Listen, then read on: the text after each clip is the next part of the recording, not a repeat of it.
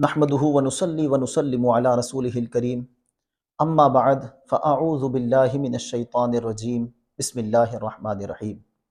سلسلہ واقعہ قرآن سے لے کر ایک مرتبہ پھر آپ کی خدمت میں حاضر ہے۔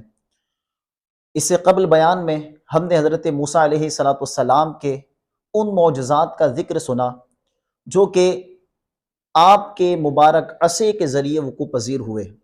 آج ہم ایک عجیب پتھر کے بارے میں سننے کی سعادت پائیں گے۔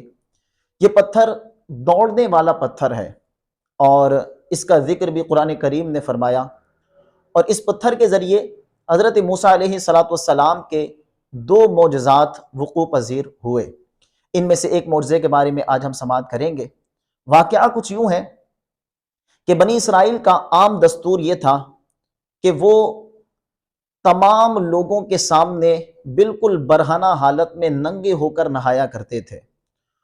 حضرت موسیٰ علیہ السلام اللہ کے نبی تھے، آپ کو یہ مناظر کب گوارا تھے؟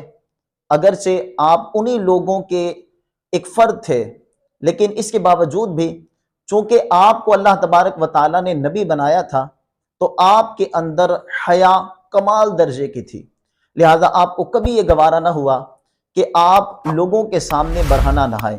لہذا آپ یا تو بالکل تنہائی میں نہاتے کہ جہاں کوئی آپ کو دیکھنے والا نہ ہوتا، اور یا تہبند وغیرہ باندھ کر آپ نہایا کرتے تھے۔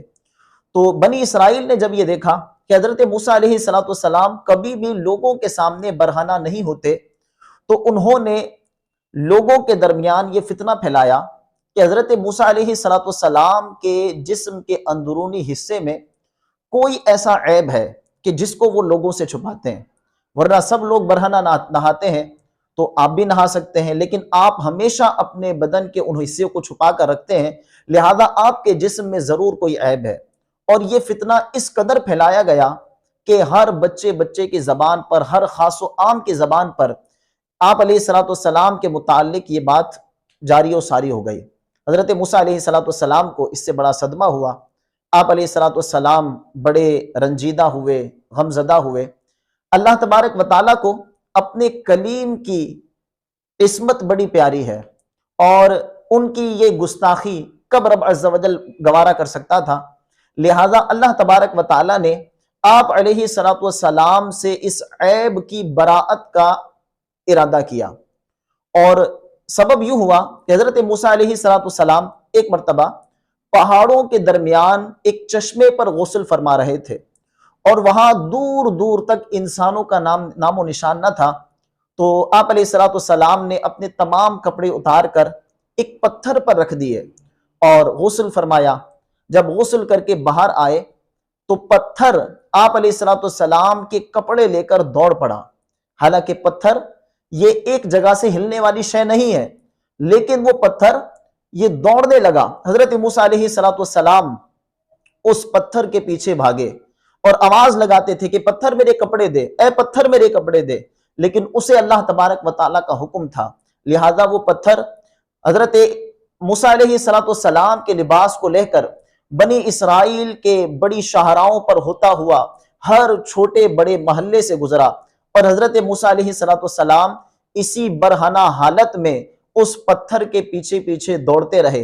اور جب تمام لوگوں نے حضرت موسیٰ علیہ السلام کو دیکھ لیا کہ آپ کے جسم میں کوئی عیب نہیں ہے، اللہ تبارک و تعالیٰ نے آپ کو بے عیب پیدا کیا ہے، تو پتھر ایک جگہ رک گیا۔ آپ علیہ السلام نے اس پتھر سے اپنے کپڑے لیے اور آپ نے کپڑے زیب تن فرمائے۔ پھر آپ علیہ السلام اس پتھر کو لے گئے اور آپ ہمیشہ اس پتھر کو اپنے جھولے میں رکھا کرتے تھے۔ اس واقعے کو قرآن کریم میں یوں بیان کیا گیا، یا ایھا الذین آمنوا لا تکونوا کالذین آذوا موسیٰ فبرأہ اللہ مما قالوا وکان عند اللہ وجیہا۔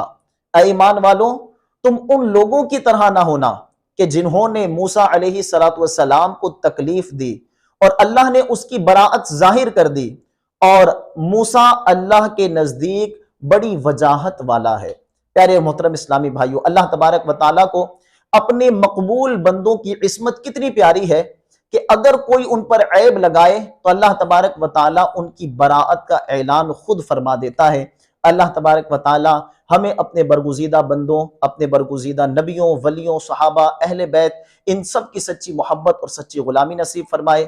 وآخر دعوانا ان الحمد للہ رب العالمین۔